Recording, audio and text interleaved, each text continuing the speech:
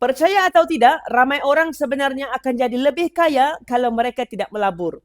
Kalau tuan-puan perhatikan, especially yang sudah masuk umur 30-40-an, cuba fikir semula. Kalaulah dulu duit-duit yang kita laburkan tu, sebahagiannya rugi tu, kita hanya simpan sejak daripada awal, agak-agak simpanan kita sekarang jauh lebih besar ke tidak? Mesti lebih banyak kan?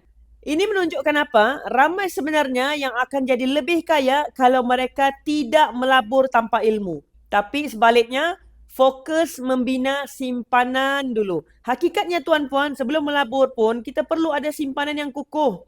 Kalau tiada simpanan, macam mana kita mau melabur?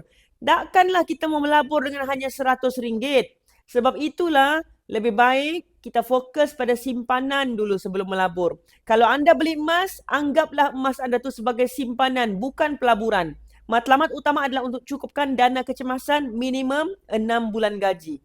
Apabila simpanan emas kita sudah banyak dan ilmu pelaburan kita pun sudah kuat, barulah kita pertimbangkan untuk masuk ke pelaburan lain, contohnya hartanah, iaitu aset fizikal yang lebih selamat. Kalau anda memulakan tabungan emas minimum RM100 dan tiada komitmen bulanan, isi baik biru di bawah, saya bantu anda. Moga kekayaan anda terus berkembang dengan ilmu. Follow for more tips.